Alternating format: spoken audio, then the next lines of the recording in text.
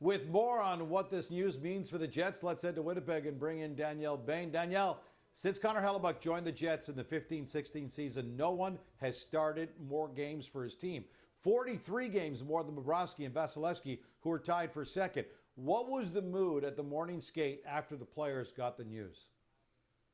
Well, Gino, if I had walked into the room somehow not knowing this news, I would never know something was going on. The mood was high. It was energetic. It was pretty much business as usual, music blaring, the guys smiling. But Captain Adam Lowry did mention, he was straight up to us at the media scrum saying, to put it plainly, this sucks. But when he said that, he had a smile on his face, and then he kind of welcomed the challenge of what they're about to face. And that just kind of shows the maturity of this group.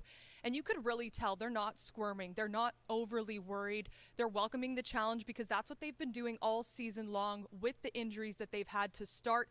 And Gina, Winnipeg is the oldest average team in the entire National Hockey League. It's showing to be a plus right now because that maturity is really coming through, and they are cool as a cucumber. That's awesome. I love that headline. This sucks.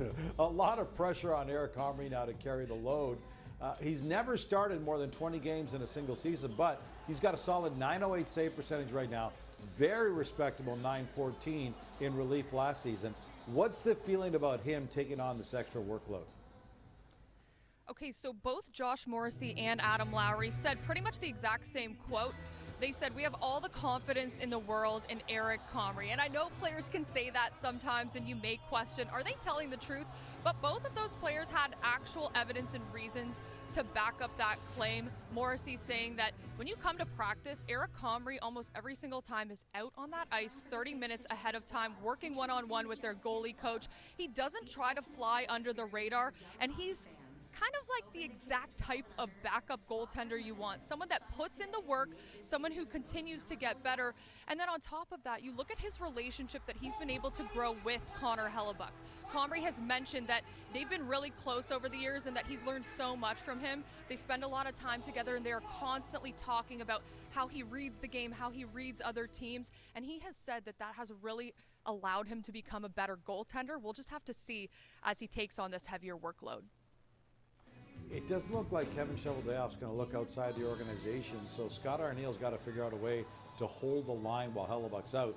What are you hearing from him and the team about the way their new game plan without Hellebuyck in net?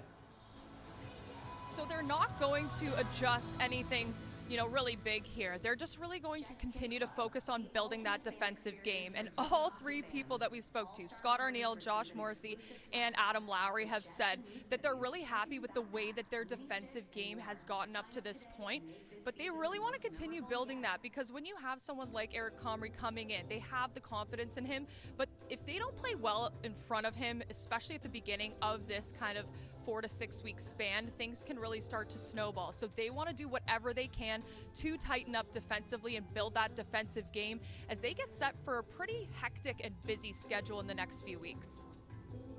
Danielle Bain has joined us from Winnipeg, where life without Hellebuyck temporarily begins at home against the Canes tonight.